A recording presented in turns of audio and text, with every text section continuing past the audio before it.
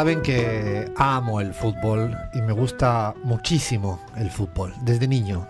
Creo que tiene mucha culpa de ello mi papá, seguramente mi tío Agustín, seguramente mi abuelo Rafael también. Pero el fútbol no siempre es justo. Y cuando el fútbol es muy injusto, me da bronca, me da rabia. Esta semana el fútbol ha sido muy injusto con la selección de Palestina. El fútbol ha sido injustísima con la selección de Palestina. Estaban jugándose las clasificatorias para el Mundial y Palestina perdió esta semana de manera injusta porque le pitaron un penalti ya con el tiempo pasado, que ahora vamos a subir a nuestras redes sociales el penalti que le pitaron en contra de Palestina. Un piscinazo del jugador de Omán, nada que ver.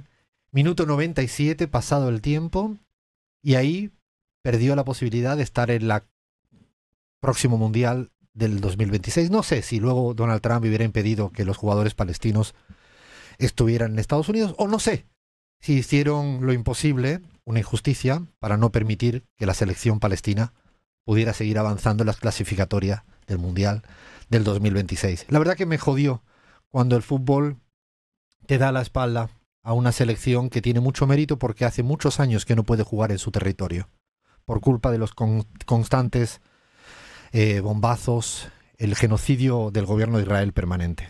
Por cierto, recuerdo, ya van 55.000 asesinados palestinos, 90 por día.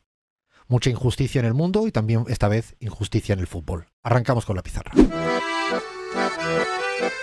Hola, hola, hola. Ay, ay, ay, qué ganas que tenía de que llegara el sábado para hacer radio. Necesitaba terapia radio, pero así, yo diría que más que nunca. Cada semana necesito más tener este ratito de esta travesura radial para sacar afuera todo lo que uno puede llevar adentro de la mochila de las cosas que pasan en el mundo mundial. Qué de cosas pasan y qué difíciles son analizar las cosas que pasan, porque todas requieren tanta letra pequeña y tanto matiz que está difícil la cosa, pero nosotros le vamos a poner humor y rigor y sobre todo mucha honestidad. Mucha honestidad, intentando hablar de lo que sabemos y hablaremos de lo que no sabemos, pero diremos que no sabemos, para evitar caer en esta lógica de opinionitis aguda que hoy sufre todas las sociedades. Día lluvioso en la Argentina, no sé cómo estará el clima por México, por Bolivia, por Colombia, por Ecuador, por las Españas. Yo sé que en Zara de los Atunes hay un sol espléndido, un sol pero así que tengo unas ganas de estar en el chiringuito ahí. Ay, bueno, vamos a ir a lo que vamos, es saludar al equipo, como siempre con el homenaje a Jesús Quintero, que es una forma de saludar guión preguntar, de filosofear preguntando, con una pregunta que parece simple pero que tiene mucha carga detrás, y lo bueno es que ya Jesús Quintero las inventó todas. El que tenga ganas de pararse en el tiempo, busca en YouTube una entrevista de Jesús Quintero a quien sea y le va a sacar jugo. A veces es más interesante eso que estar detrás del último titular en la última red social. Yo me atrevo a decir que se aprende un poquito más en ese rato de pararse en el tiempo. Así que nos vamos al momento Jesús Quintero. Yo sé que yo lo paso bien, pero mi equipo no lo pasa bien.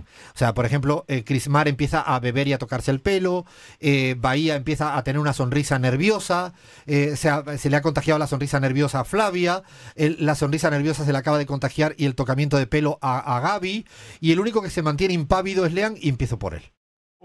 ¿Qué te parece? Bueno, la pregunta es directa, es Dale. ¿qué intentaste aprender en tu vida y no pudiste aprender? Y yo creo que debo ser bastante autocrítico, pero jugar al fútbol bien, sí. Muy bien, Lea, bien, estás muy bien. ¿Vaya?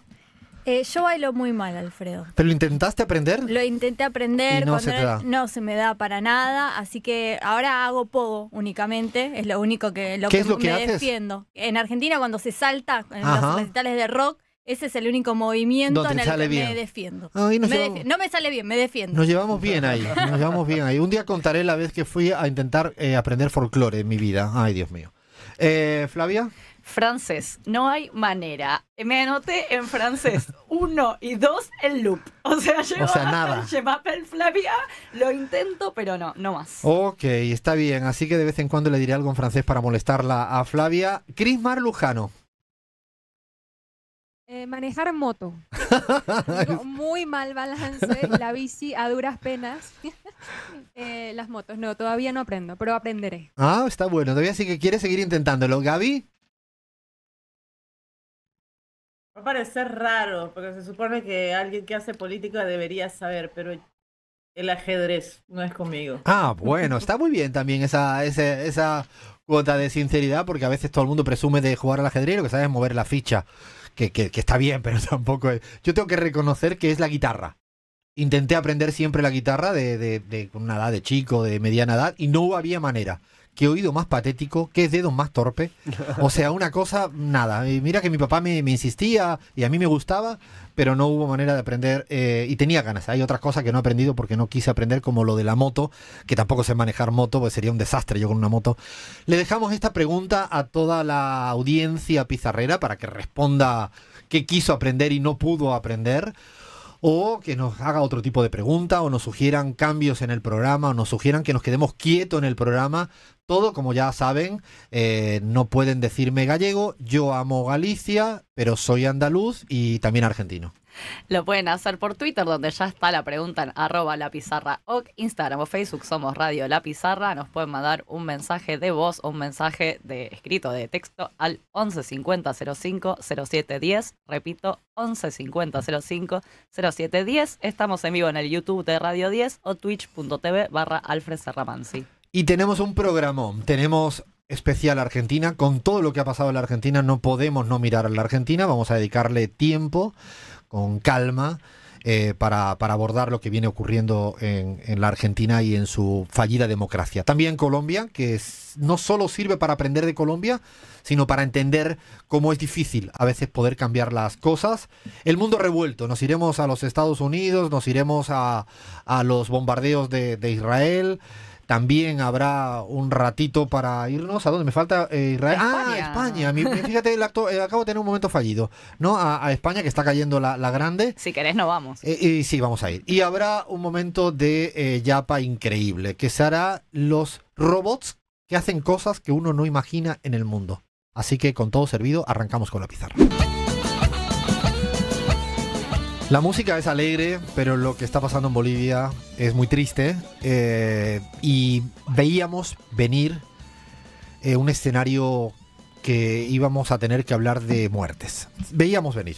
No había que ser tampoco muy lúcido y no presumimos de tener lucidez analítica, pero sí le venimos poniéndole mucho foco a Bolivia desde hace mucho tiempo. Es un país que queremos. Nuestra Gabriela Montaño está en Bolivia, es parte de la política, de la historia política y del presente político boliviano. En mi caso, he vivido mucho tiempo en Bolivia y no hay día que no mire Bolivia, y creo que Gaby puede dar fe de eso. Tenemos a nuestra Bahía Luna, que también es un poco boliviana, es principiante, pero ya va a llegar a ser boliviana total. O sea, es un país que amamos, porque además es muy importante en la región, en el mundo, por lo que significó. Y ahora sí que estoy hablando un pasado, por lo que significó. Porque pasaron muchas cosas, se dio un golpe de Estado en el año 2019, un golpe de Estado, no respetaron los resultados electorales, complicidad de la OEA, pusieron a una mujer presidenta que no tenía ni un voto, estuvieron un año con represión, con muertes, hubo elecciones, el pueblo boliviano volvió a optar por una opción de izquierdas, antineoliberal, antidictadura. Votó a Luis Arce, pero no por ser Luis Arce, sino por ser el que representaba, habían elegido como representante del bloque popular, ¿no? De lo que era el más ampliado, con ese bloque popular, evidentemente con la figura de Evo Morales como centralidad de la política boliviana, y eso pasó en el 2020. Y han pasado solo 5 años, tocan elecciones, pero yo diría que hasta lo de menos son las elecciones. Y lo estoy diciendo con mucha seriedad. Yo sé que a la gente lo que más le maravilla es saber todo lo que tiene que ver con una cita electoral para entender Bolivia en 24 horas y luego olvidarse de Bolivia durante 5 años. Eso es lo que más o menos el que no conoce un país acerca, a mí me pasa, cuando miro un país que no conozco. Pero los que conocemos Bolivia no queremos quedarnos en la frivolidad de un análisis electoral vaciándolo de discusión política. y venimos analizando el proceso político en Bolivia, y el proceso político viene siendo complejo, muy complejo, muy complejo. Y en esta semana, más allá del baile electoral, empieza a haber muertes. Empieza a haber muertes. Y empieza a haber un gobierno que ha pisado el acelerador de la represión, capaz de cualquier cosa. El gobierno de Luis Arce, al mando de el señor Eduardo del Castillo, por cierto, candidato de siglas robadas al Movimiento Popular, al MAS. El escenario a mí me entristece, Gaby, me imagino que a ti mucho más. ¿Qué tendríamos que explicarle a nuestra audiencia para que siga entendiendo este nuevo capítulo poco democrático, tenebroso, de lo que viene pasando en Bolivia? Bueno, Alfredo, yo creo que Bolivia es una democracia límite de las posibilidades democráticas. Como tú bien dices, estamos a alguito más de 70 días para las elecciones y hay una profunda destrucción del tejido social y de las organizaciones sociales que hasta hace muy poco tiempo, muy pocos años, fueron la vanguardia de una transformación del Estado y de la sociedad profunda. Y hablo de destrucción de ese tejido social, pero también del descabezamiento de los liderazgos sociales. Y aquí no estamos hablando solamente de Evo Morales, estamos hablando de más de 300 detenidos, dirigentes y dirigentes de organizaciones sociales. Estamos hablando de asesinatos en manos de la policía, de dirigentes como Johnny Cruz, con balazos en la espalda. Estamos hablando de, en los últimos días, de la muerte de 7 personas, según la información que tenemos. Y claro, hay 2 crueldades enormes. La primera crueldad es deshumanizar al indígena, a todo lo que sea indígena, campesino, convertirlo, como lo hicieron en el 2019 cuando hablaban de hordas en la ciudad del Alto que estaban dispuestas a hacer volar una planta de gas.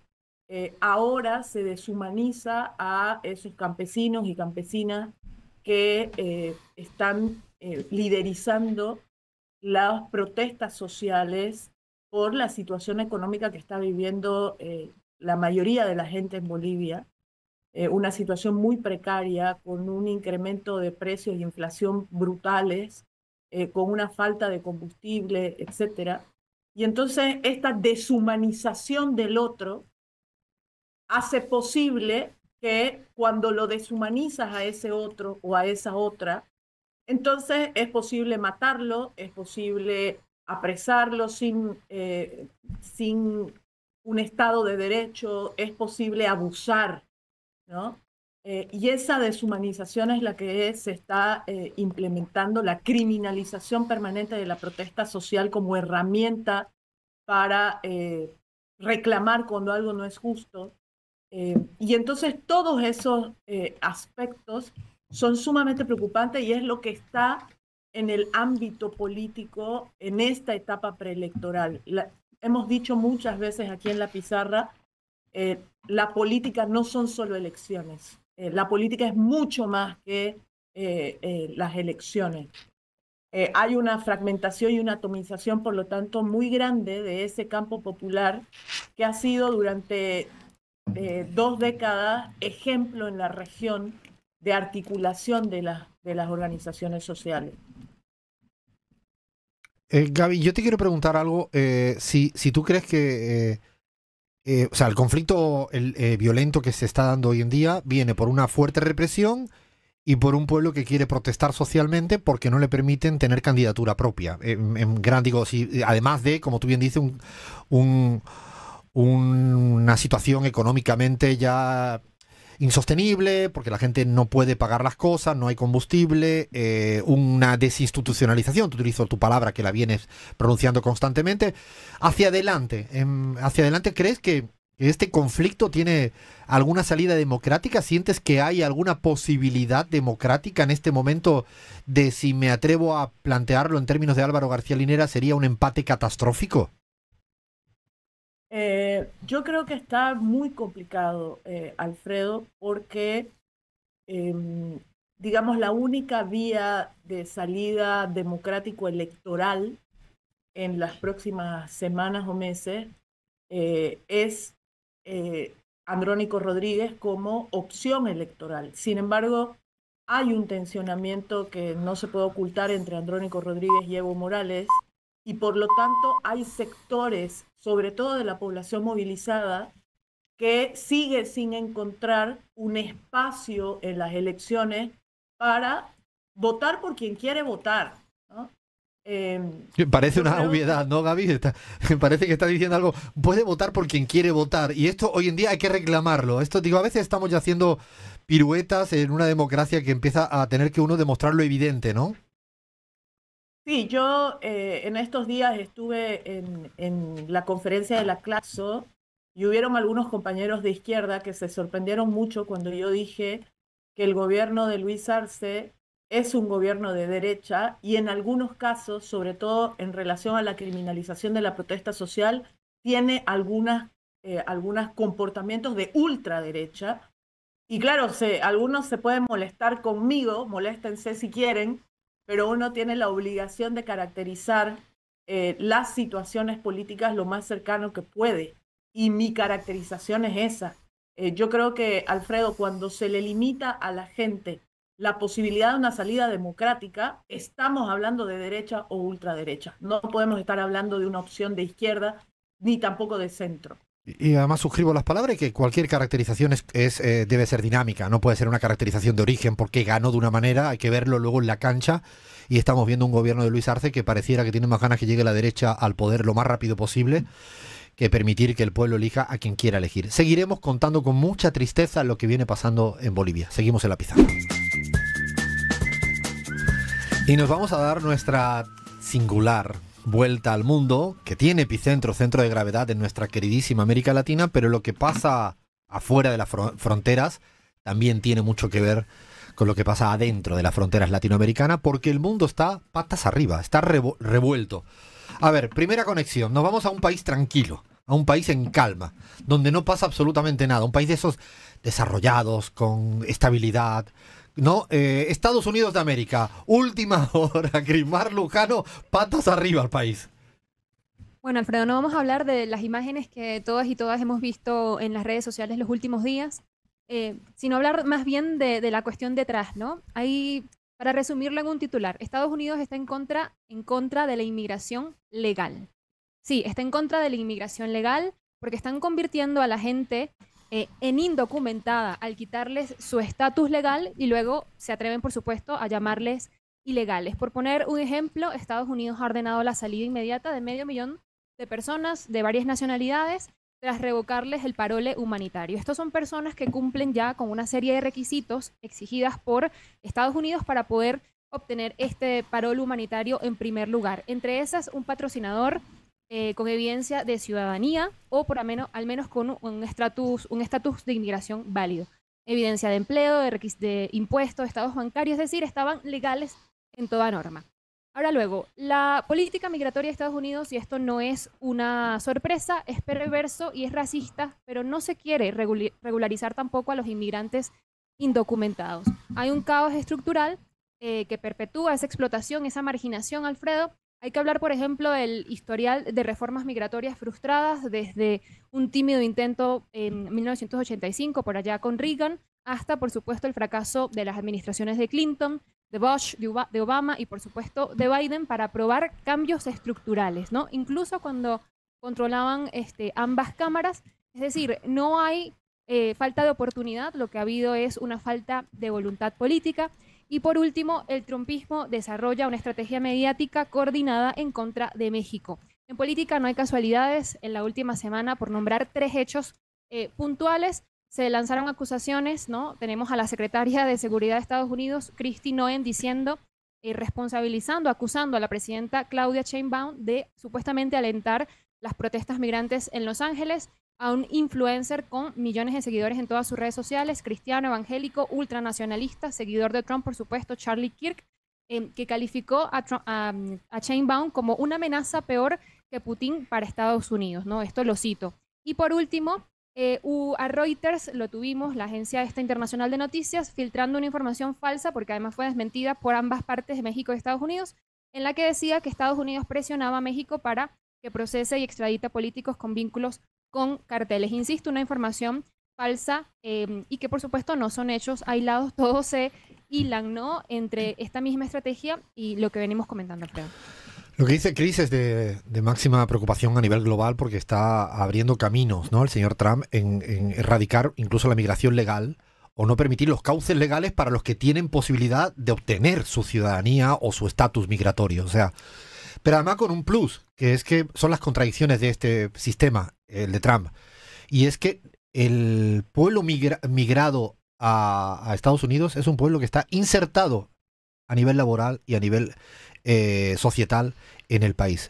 Está insertado. De hecho, si alguna vez lo decimos en la pizarra, sería como otro país. Es casi un estado de lo grande que es. O sea, imagínense que estén diciendo, claro, y además un estigma que genera luego una violencia callejera.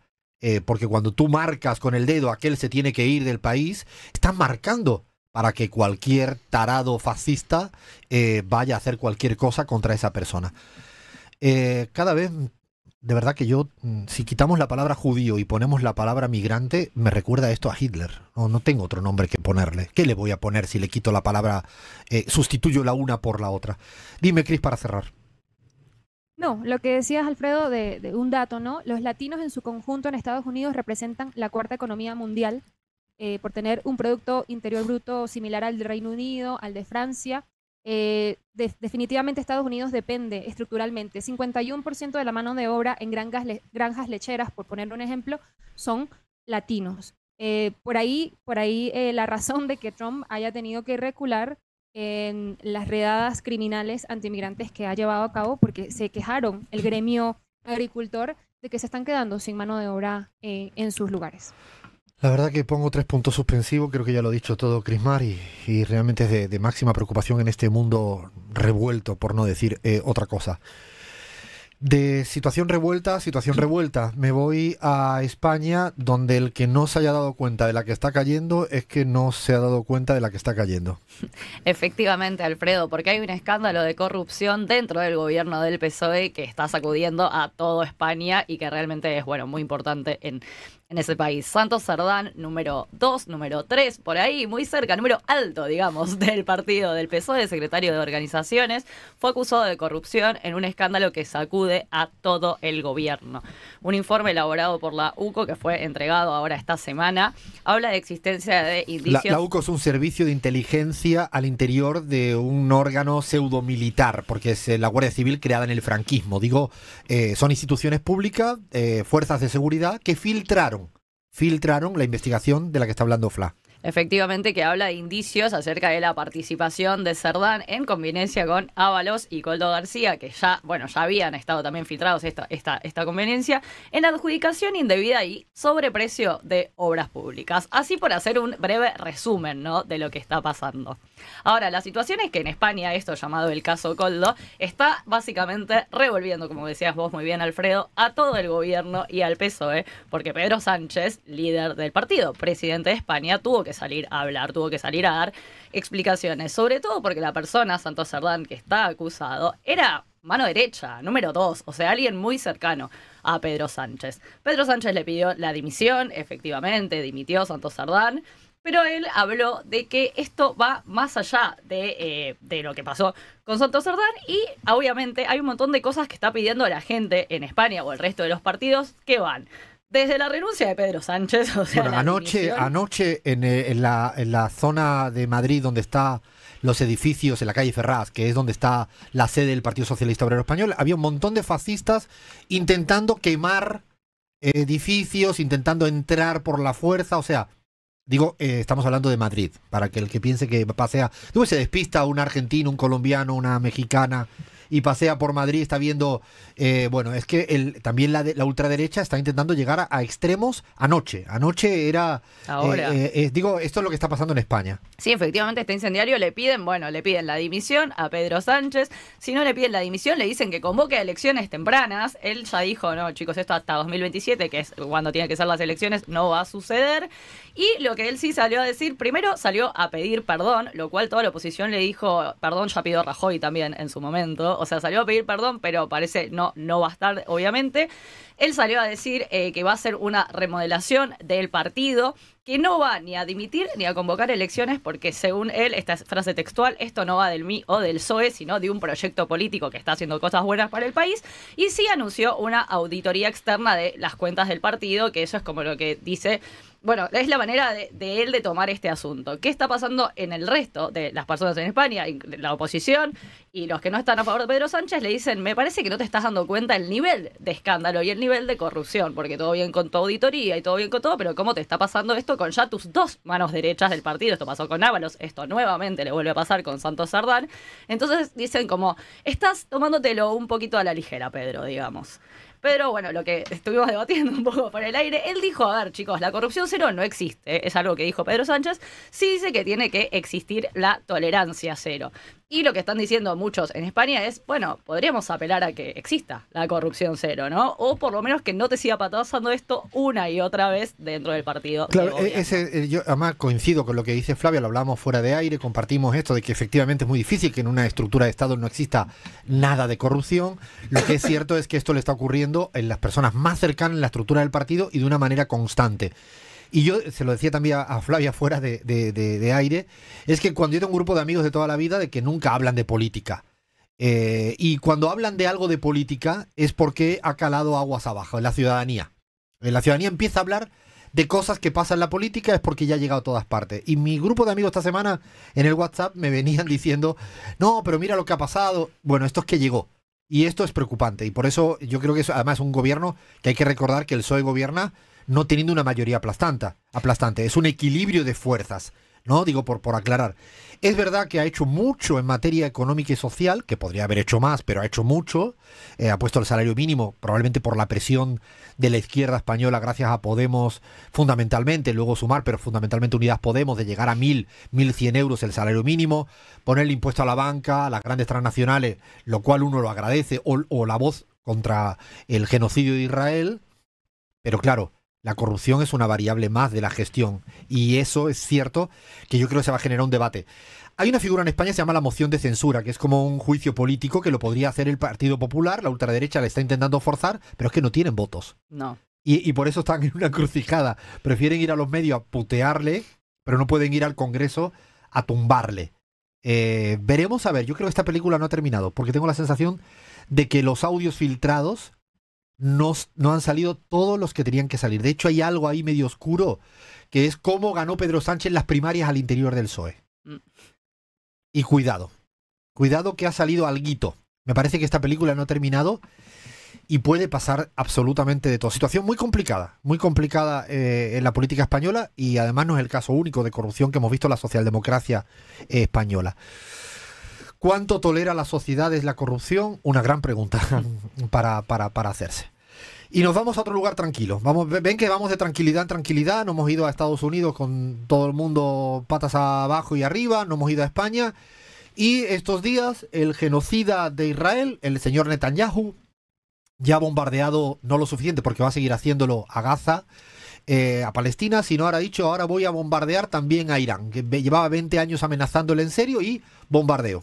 Sí, Alfredo, León Ascendente se llama la operación que lanzó Israel contra Irán, con más de 200 aviones, un ataque a 5 instalaciones nucleares iraníes, con varios fallecidos.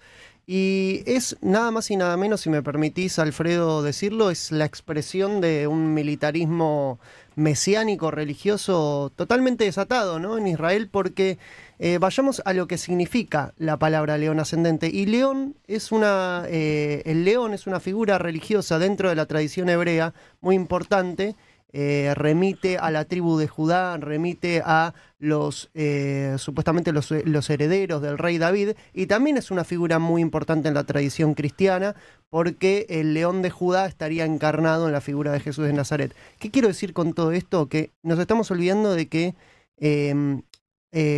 unos días antes de que Netanyahu lleve a cabo esta operación militar, un Milei totalmente casi en un flash místico, en un delirio místico, nuestro presidente le dijo entre lágrimas a un grupo de fanáticos religiosos israelíes que la de ellos era la causa de Occidente. Bueno, ¿de qué Occidente estamos hablando? El Occidente liberal, el Occidente secular que conocimos de la posguerra, ese Occidente está muerto ya, hoy por hoy. Estamos hablando de un Occidente, Milei está hablando de un Occidente que es una Occidente que une una tradición judeo-cristiana y que se une para la exterminación total de un otro musulmán. Es eso, es finalmente eso, es Israel poniéndose a la vanguardia de la exterminación de un otro musulmán con la complicidad de también un cristianismo ya mesiánico, es decir, un occidente mesiánico encarnado en la figura de Donald Trump. Esta vez sin el ok del Papa, porque el Papa es una de las voces que está más díscolas en este occidente tan raro que tenemos hoy por hoy, que denuncia el genocidio en Gaza. Pero sí que la figura, si se quiere, de poder secular más importante de este Occidente, que es el presidente de la potencia hegemónica de Occidente, Estados Unidos, está acompañando esto y también con toda una retórica mesiánica de reconquista, ¿no? de ese territorio, Alfredo. Así que hay que tener cuidado porque estamos ante las puertas de una nueva guerra, de una posible nueva guerra de escala regional, y que el componente religioso, fundamentalista y mesiánico está muy pero muy presente y no podemos dilucidar cuáles serán las consecuencias. De hecho, Lean, decías algo que me hacía evocar a una figura que en teoría política se estudia, que es la del dictador paternalista. Que es cuando, porque las formas de hablar de Netanyahu anoche y de Donald Trump, que están siendo los que realmente están llevando este tipo de exterminio al otro que piensa y que además cree distinto, es bajo incluso con el cinismo de plantear que lo que queremos es una población iraní, en el caso de Irán ahora, que viva mejor y que sea feliz. Es cuando el dictador habla en sustitución del otro. Y realmente es de suma preocupación. Es más, el cinismo llega a tal altura con el caso del bombardeo de Israel con Irán, que es que le están bombardeando con la excusa evidentemente, de las armas nucleares para no uso civil. Pero lo que nadie o poca gente está diciendo es que evidentemente Irán firmó el tratado de no proliferación de armas nucleares. Y los dos países que no firmaron el tratado de no proliferación de armas nucleares son Israel y Estados Unidos de América. O sea, le están exigiendo los que no firman el tratado de no proliferación al que sí lo firmó y que están teniendo, por firmar eso lo que se requieren son inventarios constantes a nivel internacional. Es más, si me pongo muy técnico, es algo que me interesa mucho. Para que haya una posibilidad de arma nuclear asesina, por decirlo de una manera mal y pronta, se requiere un 90% de enriquecimiento puro del uranio. No hay ninguna investigación de la OIA, de la Organización de Investigaciones de Energía Atómica, que haya probado que esté ni siquiera por encima del 60% de enriquecimiento. Ni siquiera. Por lo tanto, no pueden emplear eso para uso. En cambio, nadie hace inventario de lo que pasa en Estados Unidos y de lo que pasa en Israel. Y con esa excusa, insisto, esto me recuerda al tema de armas de destrucción masiva que mataron a un pueblo entero. Esto fue así, luego se demuestra 20 años después que era puro chamullo, pura mentira. Es lo que está pasando hoy en día. Hoy en día está pasando esto, frente además a un régimen importantísimo.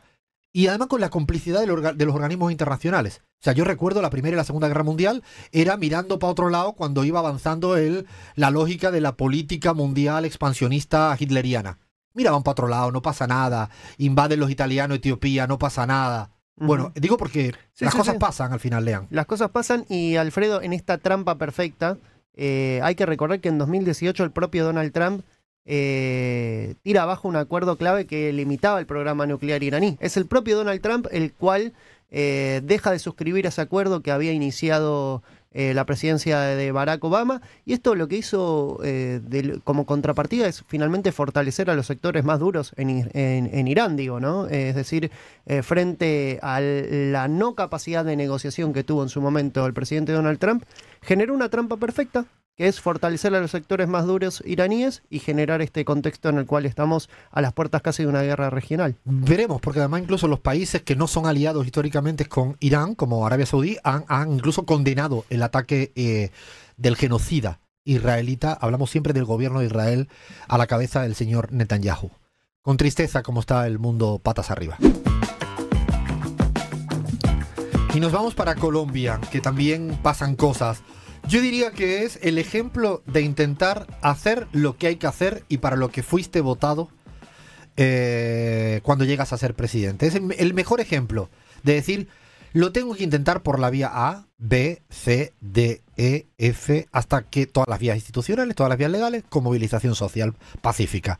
Es un ejemplo para no tirar la toalla. Yo me acuerdo hace muchos años escribir no al tiratoallismo, que es de las cosas para mí más importantes que hay en la vida y en la vida política.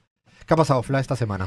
¿Qué pasó? Bueno, Gustavo Petro insiste con la consulta popular. Es el título. Sí, insiste, ya está, listo, terminó la columna. No, insiste con la consulta popular por la reforma laboral, y lo que pasó esta semana es que firmó el decreto que envió a la consulta popular, a la Corte Constitucional, firmó el decreto que convoca a la consulta popular. Él dijo, no pude ir por todas las vías que ya intenté, voy a intentar otra nueva, que es la de firmar este decreto que tiene que llegar a la Corte Constitucional, órgano que va a determinar si es o no procedente el decreto. Esto me parece importante para los que hablan de decretazos, si puede Petro, si no puede Petro. Tiene un órgano que tiene que determinar si es o no procedente. Él firmó el decreto que va a presentar porque él quiere que se logre la consulta popular para la reforma laboral.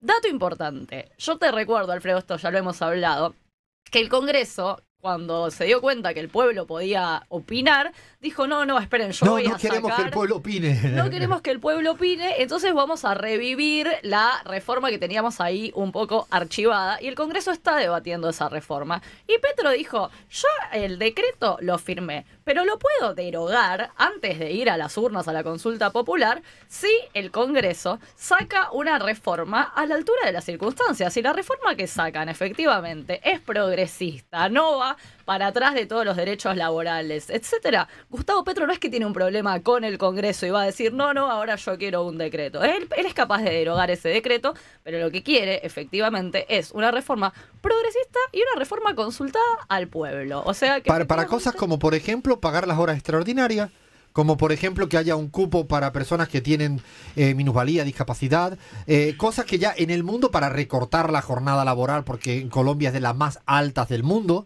o sea, para estas cuestiones, no es que haya, digo, esto es lo que se está discutiendo, porque a veces uno se olvida de lo que se discute, y para esto fue votado, no solo además, para esto fue votado, el presidente, como dice Fla, ha insistido, ahí lo tenemos, vía decreto, si hay aval constitucional, le permite al Congreso que rectifique, pero además en una semana muy triste en Colombia, ¿no? En una semana, efectivamente, Alfredo, que pasó de todo. Sabemos que Miguel Uribe, que era precandidato a elecciones, fue tiroteado el sábado. Gustavo Petro se puso a disposición, solicitó apoyo internacional, justamente pidió colaboración hasta del FBI y la CIA para saber qué es lo que sucedió. O sea, se está buscando, digamos, al culpable. Al autor material ya está, ya se sabe quién es, se está buscando. Un chico de más 15 años. Cuando uno piensa este tipo de cosas, dice, ay. Efectivamente, pero se está buscando al autor intelectual. Eso está sucediendo en Colombia y también está todo, bueno, muy álgido, ¿no? Con la reforma, con este tiroteo, con el pacto histórico que firmó la fusión partidaria, ya lo hablaremos también en otro capítulo, pero bueno, todas esas son las cosas que están sucediendo hoy día en Colombia. No olvidemos elecciones presidenciales en Colombia. El año que viene, efectivamente, legislativas, 8 de marzo, 31 de mayo, presidenciales. Estamos ahí nomás. O sea, hay elecciones a la vuelta de la esquina con todo lo que está cayendo políticamente en este año 2025. Insisto, en el manual de aprendizaje en la política, insistir, me quedo con la palabra que ha dicho Flavia, en el caso de Petro con la reforma laboral para ampliar derechos, solo y nada más que eso. Seguimos en la pizarra. Vamos a ver cómo analizamos lo que ha sucedido, viene sucediendo, sucederá en materia de política en la Argentina. La idea es dejar algunas preguntas, algunas reflexiones, sin cerrar, probablemente con todas son objeto de controversia, de problematización, porque son momentos donde aquel que lo tiene todo absolutamente claro me hace un poco dudar. Creo que son momentos donde se está tambaleando la democracia en la Argentina y en tanto esto viene ocurriendo y lo estamos viendo en pleno desarrollo, nos falta quizás todavía perspectiva y a lo mejor abusamos de precocidad para tener conclusiones y reflexiones muy cerradas. Sí, evidentemente hay principios, hay ideas, pero cuesta a veces anticiparse a lo que puede ocurrir.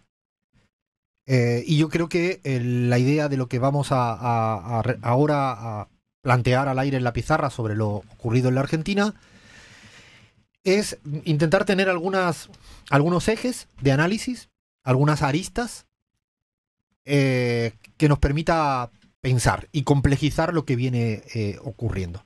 Si me permiten, yo me he hecho mis anotaciones para no olvidarme de casi todo lo que quería decir al aire, ser cuidadoso y responsable y riguroso y honesto en la medida de lo posible, pero sí quería, insisto, plantear algunos lineamientos, todos para discutirlos en voz alta.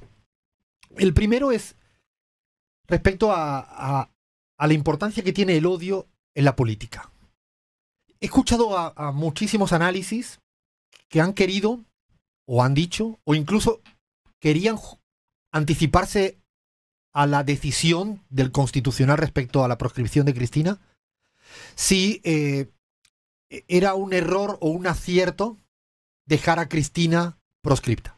Esto no sé, pero yo creo que lo han escuchado todo mi equipo de trabajo y toda la gente que sigue la política argentina. ¿Es un acierto o es un error? Y yo creo que está mal enfocada la discusión, porque cuando hay tanto odio, el odio predomina sobre una decisión racional e inteligente. Yo creo que no hay esta decisión de eliminar a Cristina Fernández de Kirchner de las posibilidades de ser votada. Se explica por el verdadero odio, igual que toda esta discusión accesoria, complementaria, extendida que está habiendo respecto a si tiene que estar presa, según todos los odiadores de Cristina. No es una discusión ni leguleya, ni una discusión táctica, ni una discusión de inteligencia política, de ver el alcance, la repercusión. No se mide esto, se mide exclusivamente por el odio. El odio hace tomar decisiones que yo creo que no podemos intentar explicarlas por si fueron o no inteligentes en lo que hacen o dejan de hacer. Yo creo que si no vemos este manto de odio en la toma de decisión, o en los que aplauden la decisión, o en los que empujaron la decisión, no podemos llegar a entender la política. No creo que esto se explique. Y esto vale para todos los actores políticos. Esta es una decisión estrictamente de mucho odio hacia una figura política, que es Cristina Fernández de Kirchner, hacia mucho odio a lo que ha hecho Cristina Fernández de Kirchner en modificar el patrón distributivo en la Argentina y el modo de acumulación en la Argentina, recuperar soberanía y hacer un conjunto de políticas sociales y económicas de la Argentina. Esto es lo que hay detrás. Y por lo tanto yo no puedo dejar de ver el tema odio. El segundo aspecto que permanentemente esta semana me ha venido a colación es que son tantas cosas que pasan en una semana en la Argentina políticamente en los últimos tiempos que a veces se nos olvida lo que pasó hace ya 6 días, 7 días. Yo escuché al señor presidente de la Nación, Javier Milei, en España, hablar de muerte al socialismo en público. Esto lo dijo el señor Hitler en 1933. Las mismas palabras textuales. Las mismas palabras textuales. El día después leí un Twitter de uno de los ideólogos, creo que se llama Laje, que planteaba que no se puede convivir con los zurdos. Si sustituimos la palabra zurdos por judíos, esto es el nazismo. También escuché esta semana comparar a la figura de Cristina Fernández de Kirchner con Videla, una demócrata con un asesino dictador, comparándola a la ligera. Pongo 3 ejemplos. Muerte al socialismo, del presidente de la nación.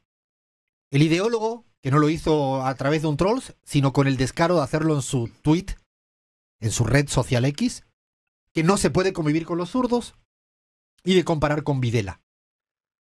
Estamos en un contexto que tendríamos que plantear que con este contexto no existe democracia posible. Porque cuando estás dispuesto a matar al socialismo, a decir que no puedes convivir con el que piensa distinto, se acabó la mínima base filosófica de la democracia. Tercer elemento. La justicia ha modificado su orden de principios. Hasta hace poco había el principio de inocencia. Ahora estamos hablando que lo que se impone es el principio del prejuicio. Se acabó la presunción de inocencia en la Argentina. Esto en términos jurídicos se le llama jurisprudencia. En la Argentina, desde este momento, se termina la presunción de inocencia. Se terminó la presunción de inocencia. Lo que hace es que se impone el prejuicio. Se impone el marco mediático. Se impone, yo creo que Cristina lo sabía. Se impone la idea de que si tú eres superior en una jerarquía, sea en el Estado o en una empresa privada, y alguien comete un delito o una irregularidad en alguno de tus trabajadores o servidores públicos en cualquier escalafón, se presupone que tú estás involucrado solo por ser superior de. Sin llegar a demostrar nada, repito, sin llegar a demostrar nada, estás presuponiendo que no es inocente, con un prejuicio, con un marco mediático. Esto ocurre, mañana mismo me puede pasar a mí en la Argentina. Se termina la presunción de inocencia con lo que ha sucedido. Esta es el alma del fallo jurídico, que es muy preocupante para la Argentina en un sentido muy amplio del término, para los ciudadanos y ciudadanas en Argentina.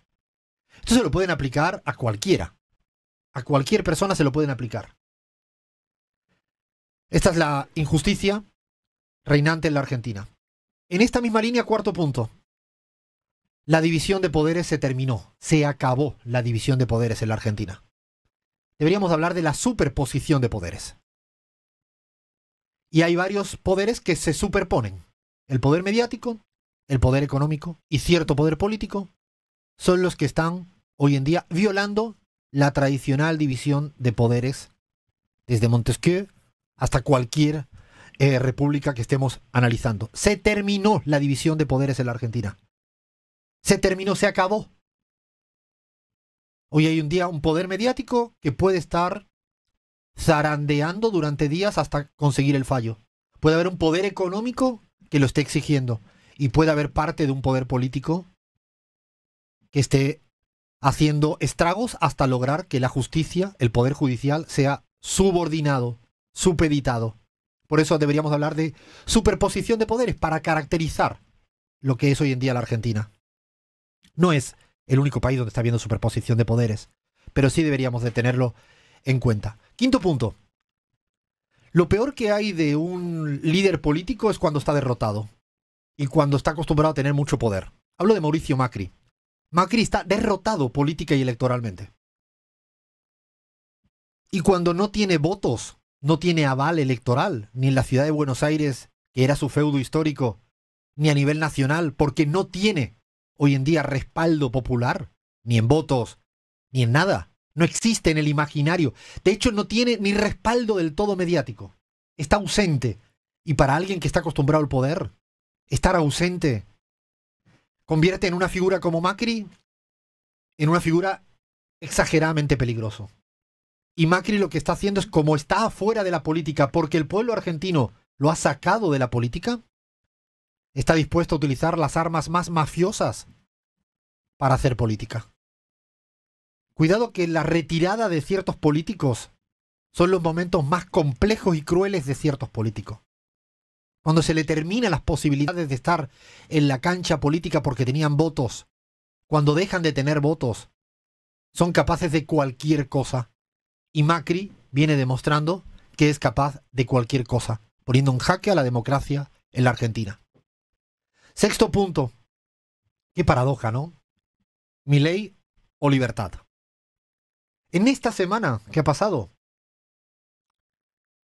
hemos tenido preso a un líder político, un líder social, durante un montón de horas, a Juan Grabois, por defender lo público.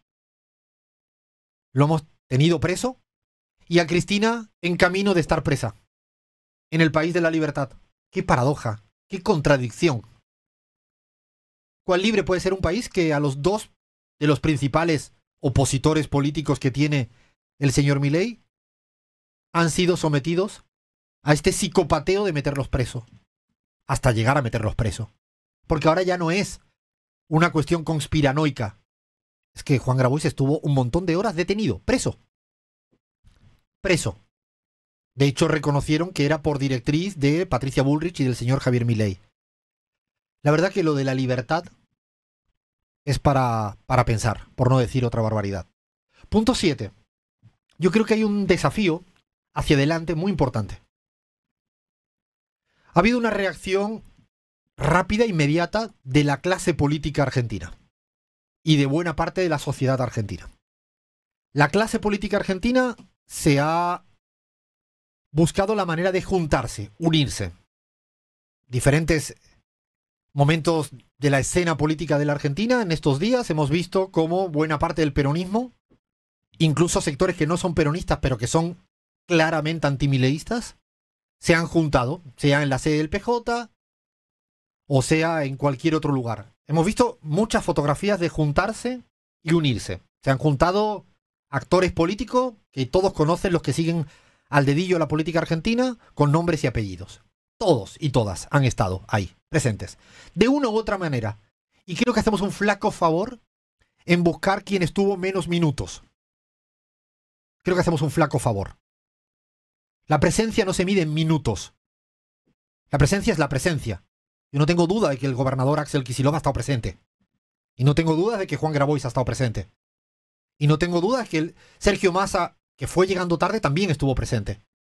Le doy importancia a estas tres figuras y quizás no le doy importancia a otras porque las otras tienen el 1% o el 0,5% de los votos. Yo entiendo que hay mucho eco mediático de algunos actores y partidos, pero luego a la hora de tener respaldo social tienen el 0,5%. Le doy importancia a figuras políticas que verdaderamente tienen un respaldo social. Si no, estamos hablando de hacernos trampas al solitario. Estamos hablando de que nos gusta ver a la foto a los que nos gusta en la burbuja mediática en la que vivimos. Y yo no, la verdad que me interesa mucho más el respaldo social, el volumen político que tienen actores como Axel Kicillof, Juan Grabois, cada uno en su medida y con su responsabilidad. El propio Sergio Massa y algunos otros gobernadores que tienen volumen político. Hay otros que la verdad que me han encantado que estén sentados en la mesa, pero la verdad que darle importancia al que tiene el 0,5%, pues sí, se lo doy en su justa medida. Pero lo que sí quiero decir es que no es condición necesaria y suficiente juntarse y unirse. Y aquí permítanme 3 puntos suspensivos. ¿Es una condición necesaria juntarse y unirse? Sí, absolutamente. Pero absolutamente. Ahora, no es condición necesaria y suficiente. Necesitan juntarse y unirse y articular una respuesta a esta situación. No solo caigamos en el error de la autocomplacencia porque ya se logró el objetivo, porque estuvieron juntados y reunidos. Es fantástico el paso de estar juntados y reunidos, pero no ha terminado el videojuego político en el que nos estamos encontrando. Porque si caemos en la autocomplacencia de creer que se terminó por estar juntados, unidos, inclusive, si me permiten, añadiéndole organizados. Es decir, si se organiza la gran marcha para acompañar a Cristina Fernández de Kirchner en el escenario de que esa sea, a Comodoro Pro iba a decir, más o menos es lo mismo, ¿no? Sí, es lo mismo. Sí, sí. Al Poder Judicial. y si le acompañan con una multitud, que es importantísimo, con todos los líderes y lideresas y con toda una masa social que acompaña, ¿es una condición necesaria? Sí. ¿Es suficiente? No. Es un momento de exigirse muchos pasos en esta estrategia político. No hablo de estrategia electoral, hablo de estrategia política. Cuidado con la autocomplacencia. Aprendamos, poniéndole perspectiva a lo que ha sucedido en la Argentina, de creerse que por estar juntados y unidos se termina todo lo que hay que hacer. Lo siento porque ha habido una suerte de júbilo, de entusiasmo en torno a la juntada. Y yo fui el primero que creo que es fundamental tener una mesa de discusión donde están todas y todos. Y donde se discuta las ideas de Juan Graboy, las ideas de Massa, las ideas de Axel Kicillof, las ideas de tantos y tantos que están con volumen político para decir lo que piensan. Máximo Kirchner, son gente importante en la política argentina.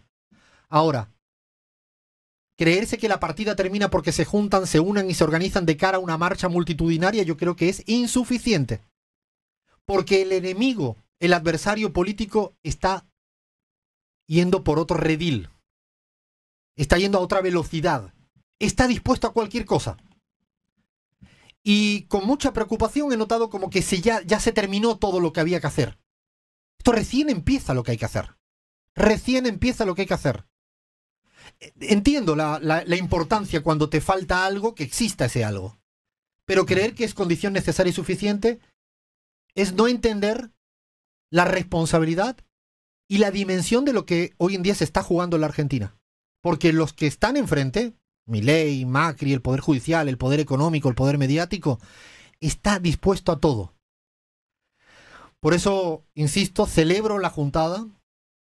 No me diría con un cronómetro quién está y quién no está.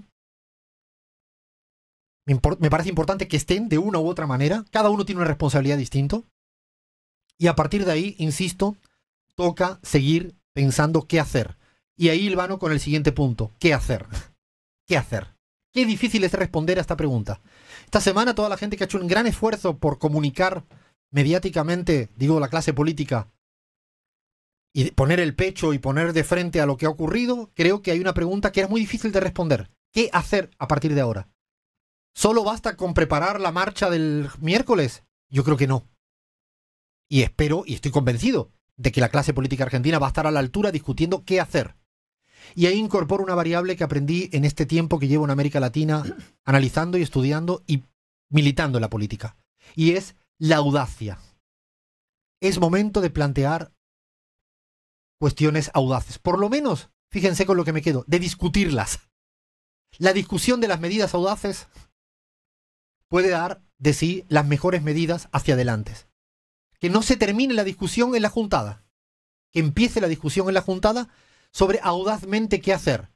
Y ustedes me dicen, y Alfredo, ¿qué propones? Yo no estoy ahí en esa mesa. Pero si a mí me dijeran, la primera medida es el primer día laborable que hay en la Argentina, es plantear una reforma, una iniciativa legislativa en el Congreso de subir a 1 millón de pesos el salario mínimo en la Argentina. Esa es la primera que yo haría.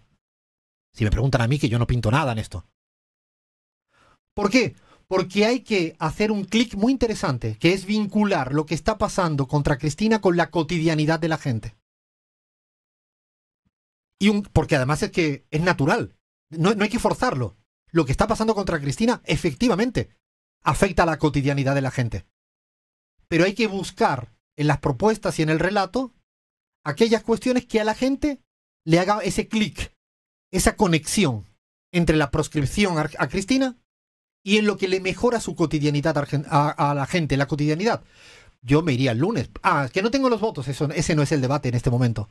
El poroteo se lo dejamos a panelistas en los medios de comunicación. Se hace política planteando iniciativas. Y yo me iría el lunes o el martes con una iniciativa de 1 millón de pesos. Y a ver quién te dice que no 1 millón de pesos. Por poner una opción. Una opción. La una. El juicio político.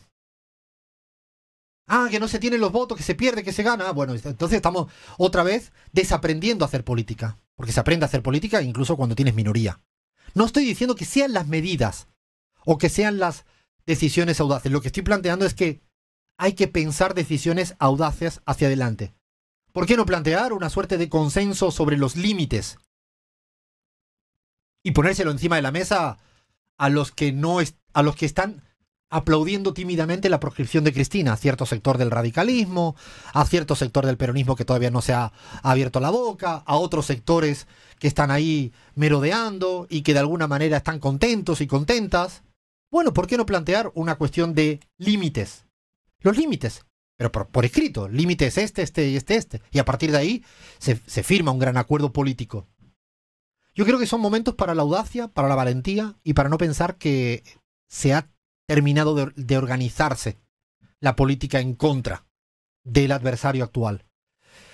Y lo digo con voz alta porque a veces uno en el primer paso se cree que ha llegado al destino final. Y en política los primeros pasos son primeros pasos. Importantes de dar, sí, pero no definitivos.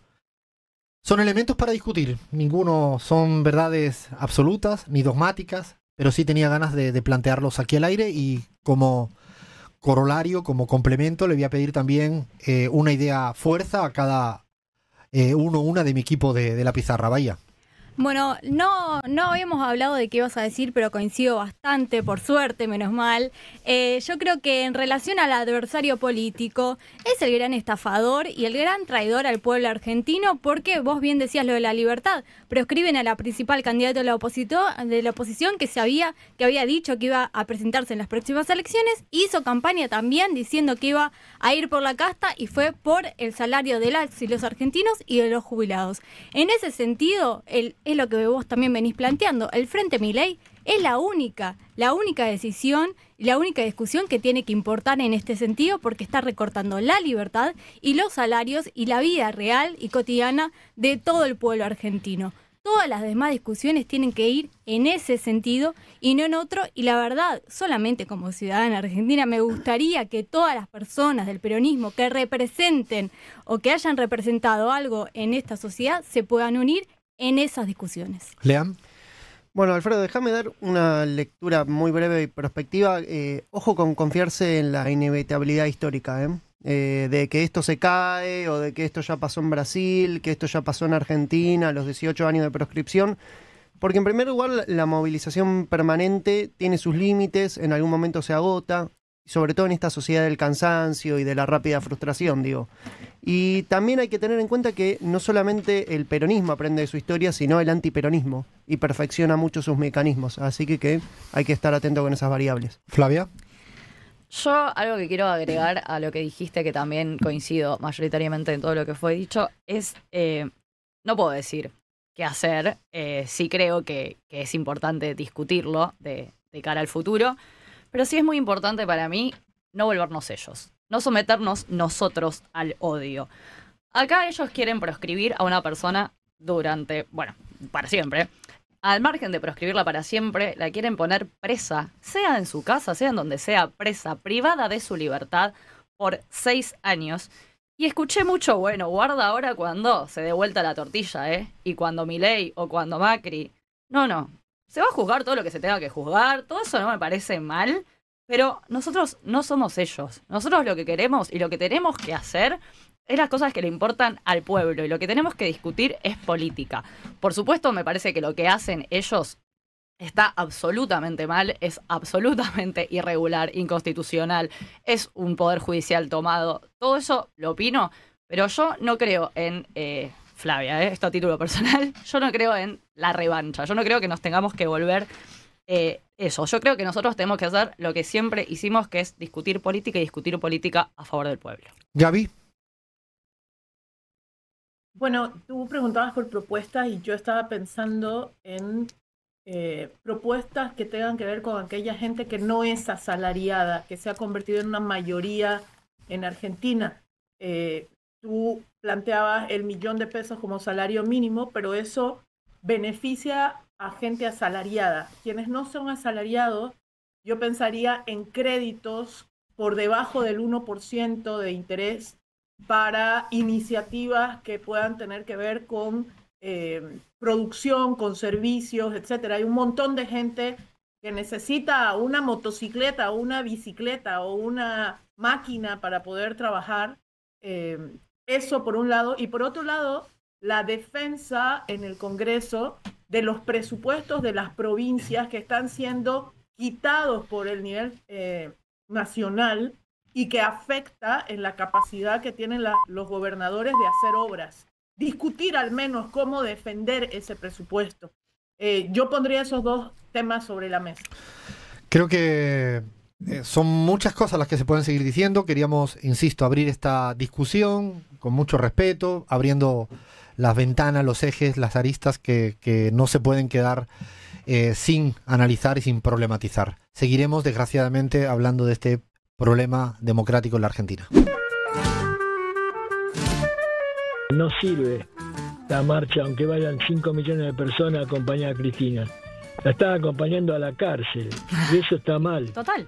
Las 5 millones de personas que vayan tienen que pedir la libertad de Cristina, el cambio del fallo de la Corte, la revisión del fallo, porque Cristina no tiene culpa de las cosas que les han puesto en el juicio. Bueno, Juan de Almagro, gracias. Gracias, Juan, y yo creo que es un poco el espíritu de lo que venimos planteando. Es necesario, sí, pero hay que seguir haciendo cosas. Es necesario, sí, pero hay que seguir haciendo cosas. Habla Marta de Ciudadela. Yo lo que me quedé con ganas de aprender a manejar, ya soy una persona mayor, y aparte de bailar el tango. Chao, andaluz, suerte. Gracias, Marta, y es que yo tampoco sé manejar. Yo sé bailar un poquito tango. Ah, bueno, tiene que enseñar esto. A mí me hubiera gustado. Yo ni tango ni manejar, así que también contigo, Marta, totalmente. A ver, seguimos escuchando. Alfredo, un beso grande a vos y al equipo, soy Paula. Lo que no aprendí es a tratar de controlar, que me río en todos lados, horrible, cuando me tocan los velorios trato de no ir, pero desgraciadamente el año pasado 2 personas muy allegadas a mí fallecieron y tuve que ir y la verdad que mucha vergüenza pasé y es lo que no puedo aprender a controlar. Paula, pero creo que esto incluso yo... Bueno, es de mi equipo. No, pero hay un tema que es tratado, es como enfermedad. De hecho, lo tiene Jordi Évole, uno de los periodistas más conocidos en España. Tiene este mismo... además lo ha reconocido como enfermedad. Es como un mecanismo de autodefensa. También, no, pero la no posibilidad de contener la risa. Es un tema tratado. Lo sé por Jordi Évole, no lo sabía. Así que, Paula, a ver si te doy una pista con eso. Con respecto a la consigna... Lamentablemente nunca pude aprender a nadar, no sé si es un problema físico o es un poco de miedo, no sé, pero ya tengo una elevada edad y no lo pude conseguir, tampoco es que insistí mucho. Les mando un beso, Teresa de Colegiales. Teresa, en esta sí que yo ahí no podría vivir sin nadar, porque es que es una cosa de que amo el mar y nadar, y además como pescadito chiquitito ya estaba yo ahí nadando. Alfredo, te digo que si amás el mar y nadar se lo tenés que decir a muchísima gente, porque la cantidad de mensajes que llegaron diciendo que lo que no pudieron hacer es aprender a nadar, les digo que hay que hacer un paper, sí. No me imaginaba, así que bueno, le damos las gracias a toda nuestra audiencia, como siempre, cariñosa, mimosa, que está ahí al otro lado, porque no podríamos hacer radio si la gente pizarrera al otro lado. Y ahora prepárense porque viene la yapa en la pizarra. Ay, yo no sé si hemos llegado al final del programa, vivitos y coleando. Creo que sí, se me pasó muy rápido igual, así eso quiere decir que la pasamos bien. Ay, esperamos que la gente que nos acompaña también la haya pasado bien, haya discutido con nosotros, estoy de acuerdo en esto, no estoy de acuerdo en lo otro, de eso se trata. De eso se trata la vida, no solo hacer radio. Ahora llega nuestro momento yapa, que como bien saben es el momento del aumento. Es el momento donde un poco bajamos el nivel de intensidad, de tensión política y miramos de otra manera cotidiana lo que pasa en la política. Siempre todo tiene un trasfondo político. Es el momento del mayor rigor, con el mayor humor posible, porque a veces son extrañas este tipo de investigaciones, lo cual no le quitan importancia, y como siempre está todo chequeado. O sea, aquí en esta es la parte que nosotros defendemos. O sea, no hemos podido equivocar la verdad. En un dato de la inflación como Milei, que dice que la inflación está en la Argentina en 1,5, que no se lo cree nadie, ¿no? Eso, por ejemplo, ¿no? Nosotros en este tramo somos absolutamente rigurosos. Ahí hemos chequeado todos los papers, todas las investigaciones, y es el momento de que yo hace 2 semanas leí un texto en El País de España, y era que había visto como robots que hacen cosas en la vida cotidiana. Yo ya tengo en mi robot que quiero que se haya invento. Creo que lo hay, porque lo yo busqué también esta tengo mañana. un robot. Eso sí que vayan pensando para qué quisieran un robot. Nuestra audiencia o nuestro equipo Yo ya lo pizarrero. había ¿Ya lo tiene? ¿Ya lo había pensado? Sí, pero sí, dale. Yo quiero un robot tipo que tenga la misma fisionomía mía, si puede ser un poco más hegemónica mejor, y que vaya a los lugares cuando llueve. O cuando no tengo tanta ganas, yo lo controlo, hablo yo. Está buenísimo pero, esta, en Bahía. Me cubre O sea, en un los días sustituto lluvia. de Bahía. Tal cual. Como un dron, básicamente. O sea, esta me la Un recompro. O sea, sustituto. A veces, ¿no? investigadores del mundo que nos están escuchando en este momento, Bahía Claro. está sugiriendo Un clon, en realidad. un clon, es un cambio de época lo que Para está algunos sugiriendo. días. A mí me vendría de bien esta sí. A ver, Lea, un robot. ¿Qué robot querrías tú? Yo quiero un robot que me lave los platos, pero no solamente que me lave los platos, que me los guarde, que es peor que lavar los platos. Me parece que te lo lave y te lo guarde, pero sobre todo que te lo guarde. Sobre todo que me los guarde. Debe Si no me los haber, quiere ¿no? lavar, los lavo yo. No hay Los problema. ricos y las ricas ya deben haber inventado eso, no lo sé, ahora lo Seguramente. vamos a ver. Flavia.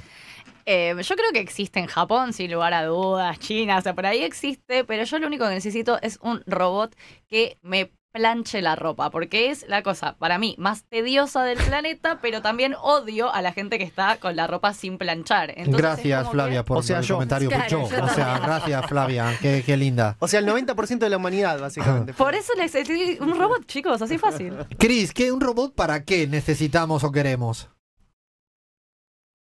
Que ocupamos tiempo y nos quita la posibilidad de hacer lo que realmente queremos. Entonces, por ahí, que me planche, que me lave, es decir, todas las tareas de cuidados, por favor, que ojalá las pudiera hacer un robot.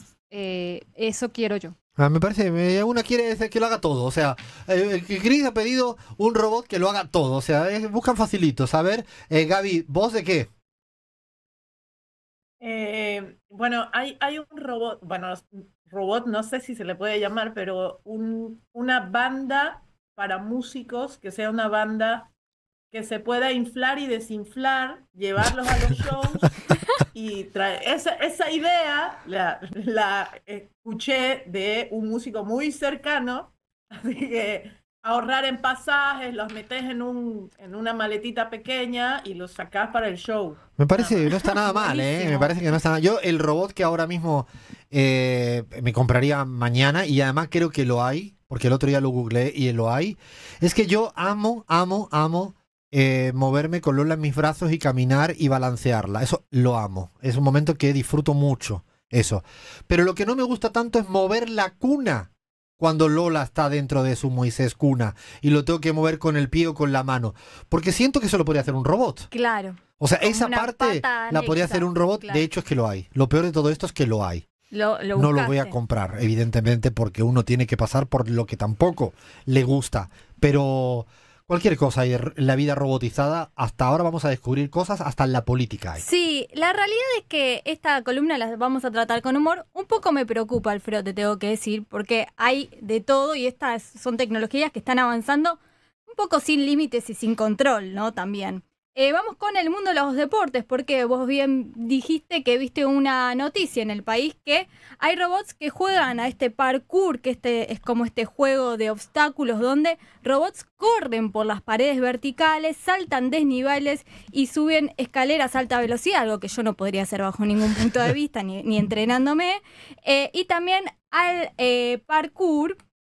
Y están robotizados para esto. Pero sabes también que en el mundo del fútbol, y acá interpelo también a Flavia y a Leandro, para el 2050 se estima que va a haber un robot que le gane a Messi. No, eso no puede ser, ¿en serio? Sí.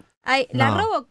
RoboCup es una competencia internacional que fomenta el desarrollo de robots futbolistas y busca que en 2050 un equipo de robots gane a un equipo humano campeón del mundo. Y se espera que tenga las mismas habilidades y la misma velocidad. No, lo ves ¿Qué, tú, sí, te lo Lionel? ves. Sí, yo creo que nos merecemos extinguir como especie humana. No, para.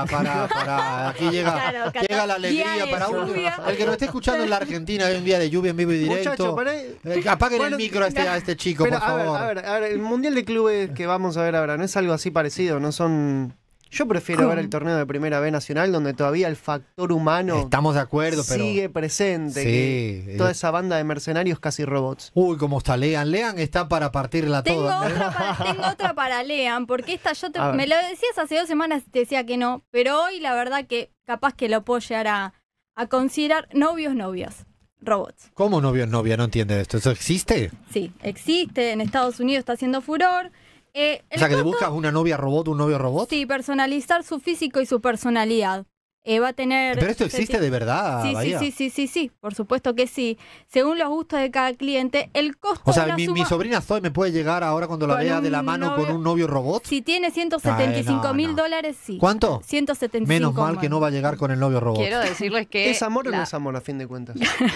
la distopía nunca inventa nada. Esto ya pasó en la película Her de hace Claro. muchísimo Es tiempo. que se inspiraron en esa película. Se inspiraron en la película Her y ahora es una realidad. Ah, bueno, está bien. Esta no me la sabía yo, ¿eh? La cuestión es que intentan también que tengan expresiones faciales y también esto de acompañamiento y que el robot pueda tener algún tipo de sentimiento o empatía. La verdad que es muy raro. Robots, tercer robot. Robots que animan parques temáticos. ¿Qué significa esto? Por ejemplo, Universal Studios tiene Úrsula, se llama la robot femenina, que canta, toca música y baila y anima en parques temáticos como Disney. Son robots animatrónicos y parecen y se mueven como seres humanos y están totalmente... Qué contradicción, ¿no? A medida que avanza la vida robotizada, ¿no? Valga un poco así el oxímoron, ¿no? De esta vida robotizada, en el ejemplo que acaba de poner Bahía, había leído hace poco que justamente en estos últimos tiempos han crecido la cantidad de gente que va a los conciertos de manera física. Ujú. Es decir, a medida que todo se hace virtual o robotizado, luego la sociedad busca un cauce para, ¿no? Irse o alejarse de esa situación tan fría que puede ser cualquier cosa robótico, porque a veces pasa, ¿no? Cuanto más presionamos el acelerador de la vida robotizada, las sociedades no siempre suscriben eso y es probable que nos pase como nos pasa a veces cuando vamos con vuelta atrás en el mundo buscando cosas retros que no nos pasan, ¿no? Cosas así. Exactamente, como si volver a lo analógico, Exacto, ¿no? Y al exacto. contacto cara a cara. Es que empieza a ser una necesidad. O sea, uno se empieza a leer todas estas cosas. Porque que estas cosas parece existen. un universo distópico. Sí, obviamente. Más allá de la crisis del empleo que generan todas estas situaciones, porque podría, en el caso de la animadora, podría ser bien o una persona que ocupa ese lugar y que tenga un salario por esa tarea. En el único caso, ahora vamos a ver, en el que banco absolutamente al robot es en algunas cuestiones de la medicina, que los robots son muy precisos, algunas cirugías, por ejemplo, estuve leyendo Eso es muy que, importante, ¿eh? claro, que el ser humano no tiene tanta precisión como si lo tiene una máquina. Estamos dejando sin empleo a grandes cirujanos. No, y sobre pero todo les mandamos un saludo a los que A nos ver, escuchan. Gaby, la médica, tenemos, perdón, Claro, que tenemos una médica pero en el los grupo. casos que sea, a ver, sí. Sí, tenemos me parece bien una la médica. discusión. A ver, Gabriela Montaño, ¿qué piensas de la vida, o sea, el mundo robotizado en las En la medicinas? medicina. No te escuchamos, Gaby. Ahora sí. Yo estoy de acuerdo con Bahía en una parte, pero hay otra parte que hace que la medicina no sea una ciencia exacta, es un arte también, y una cirugía es un arte en el sentido de que hay decisiones que tienes que tomar y racionalizaciones que tienes que hacer que no necesariamente pueden preprogramarse. Cada cirugía es un reto enorme, por lo tanto, yo creo que falta todavía mucho para que un robot haga todo solo, porque hay decisiones y esa cosa del arte que no es una exactitud. El cuerpo humano no es preciso y es una discusión para mí. Yo creo que el tema no es de sustitución, como dice Lean. Yo creo que lo importante es generar las sinergias. No, que- La clave es si claro. el capitalismo opta por sustituir, el problema lo tiene la esencia del capitalismo. Para mí es que es importantísimo que haya cuestiones robotizadas que lo pueda hacer esos robots, máquinas, pero claro, partiendo de la idea de que genere sinergia y que el médico pueda mejorar en H o por B. Claro, cuando sustituye, como pasó en muchos momentos de tecnología en la historia, en la revolución industrial. la revolución industrial es un problema serio. Sí, exactamente, ¿no? Más como una herramienta, y igual me parece muy bueno lo que plantea Gaby, no lo había pensado de esa forma, pero sí más como una herramienta de acompañamiento que como una sustitución de algo que no se puede sustituir, justamente, ¿no? Hay un robot que ayuda en tareas escolares, Alfredo. ¿Qué es eso? Esto sí me parece un poco problemático, lo voy a decir.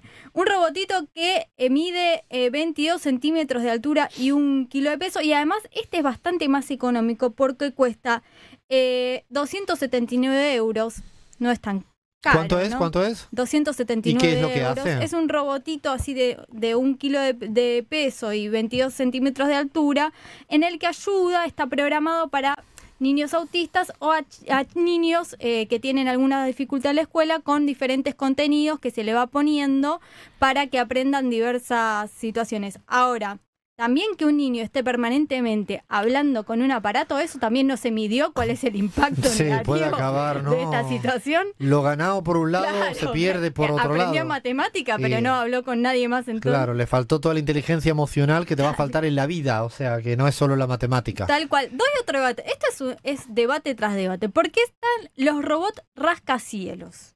¿Cómo? ¿Qué es un robot rascacielos? ¿Viste el oficio de estar el de los edificios muy altos, Sí. por ejemplo, que están los limpiavidrios? Ah, que es ¿son robots que se suben? No, Ah.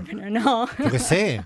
Son personas, pero es No, un ya sé que son trabajo- personas, pero pensaba que había robots que están haciendo Sí, ese trabajo. exactamente. Ah, bueno, sí. La cuestión es que es un trabajo de altísimo riesgo. Es cierto esto. Ese, por ejemplo, me parece una buena innovación. Pero también es una fuente de trabajo, no hay que decir todo. Sí, es el debate. Yo creo que es un debate, pero aparte a mí me parece que estas cosas son al final irreversibles. O sea, los avances científicos van a asistir.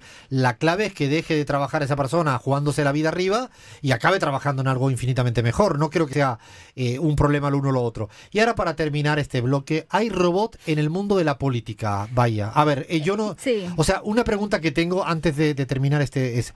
¿Milei es un robot?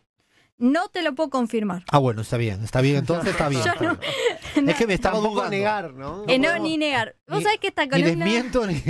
A ver. y bueno, Es un entonces, vampiro, en realidad, Milei. A ver. Esto todo lo que decimos es verdad. Entonces, como lo que no tenemos chequeado, decimos no lo sabemos. Entonces no nos vamos a jugar con una verdad que no ¿Y tenemos Karina chequeada. Milei lo tienes chequeado? Eso tampoco. Está esa te bien, la bueno, debo.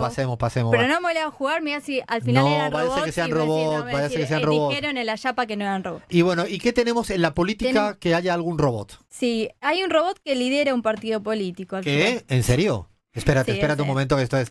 ¿Hay un robot que lidera un partido político y no es Milei ni Karina Milei? No, esto fue en Dinamarca. Es todo cierto, ¿no? En 2022, el partido sintético de Dinamarca era liderado por un chatbot de inteligencia artificial y conversaba en su plataforma. Básicamente, lo que hacía era unificar programas con propuestas de todos los partidos políticos minoritarios en Dinamarca desde 1970, hacía como una plataforma con esas propuestas y así visibilizaba los intereses. El chatbot no se consideraba ni de derecha ni de izquierda, eso quiere decir que era de derecha. No será de derecha. Claro, pero si ese bot lograba los votos suficientes para acceder al Parlamento, ahí sí tenía que ser representado por una persona.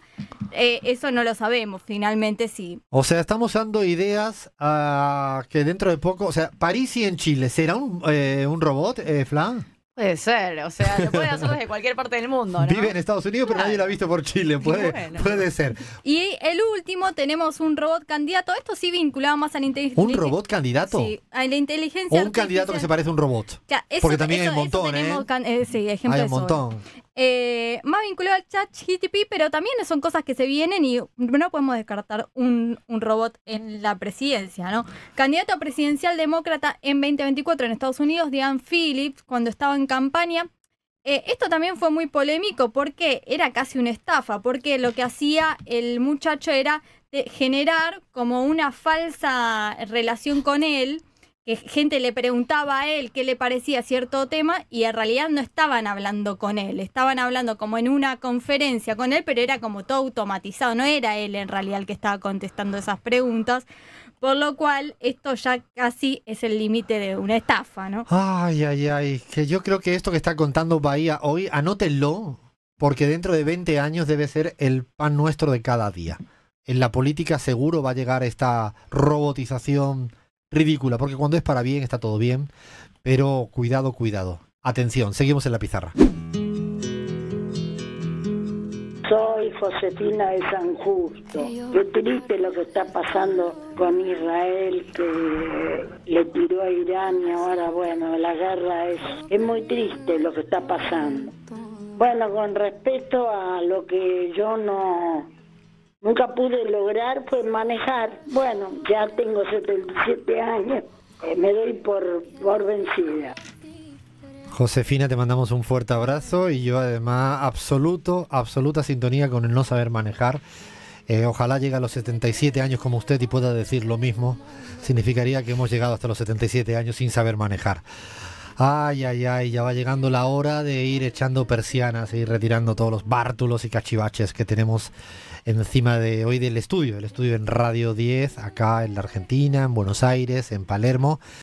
Felices de hacer radio en Radio 10, también de estar en Colombia, en Radio Nacional de Colombia, estar en Ecuador en Radio Pichincha, estar en Venezuela en Radio del Sur, estar en México en Altavoz Radio, estar en Bolivia en Avia Yala Televisión, no sé, hasta que bombardeen, entre comillas, el señor Lucho Arce otra señal más, porque acaban de terminar una señal que utilizaba Evo Morales, así que le damos también un abrazo de solidaridad a Casau Chancoca de parte de acá, y en Canal Red, que seguimos estando, y en breve vamos a explicar que estaremos probablemente en el canal YouTube de Canal Red por otra vía, pero seguimos estando presentes. Así que le tenemos que dar, como siempre, las gracias a muchísima gente, Lean, que hace posible. Lo imposible es que sigamos haciendo esta travesura radial.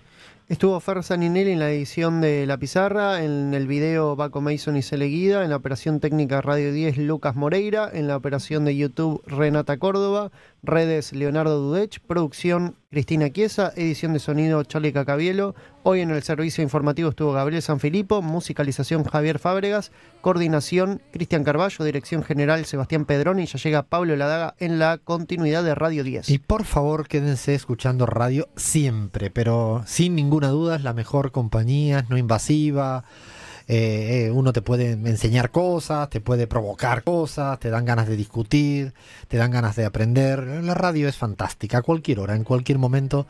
La radio es amistad, es cercanía. Yo a lo mejor no lo digo porque hago radio, sino sobre todo como oyente de radio. Para terminar, con nuestro juego palabras que siempre hacemos, de cierre, que nos va saliendo, a veces sale mejor, a veces no entendemos lo que ha dicho el otro y salimos con cualquier cosa. ¿Por qué no? ¿Por qué no hacer el cualquier cosismo en el mundo mundial también? A ver, Flavia, hoy arrancas tú con una palabra. Carrera. Lean. Jugadores. Bahía. Equipo. Gaby. Meta. Cris. La Pizarra. Uy, ahora es travesura. Me quedo con la palabra travesura, que es lo que creo que nos caracteriza. No hay palabra que nos caracterice mejor, que somos traviesos y traviesas en esta travesura llamada La Pizarra. Eso sí, antes de despedirnos tenemos una amenaza muy presente. Somos La Pizarra y hemos venido para quedarnos.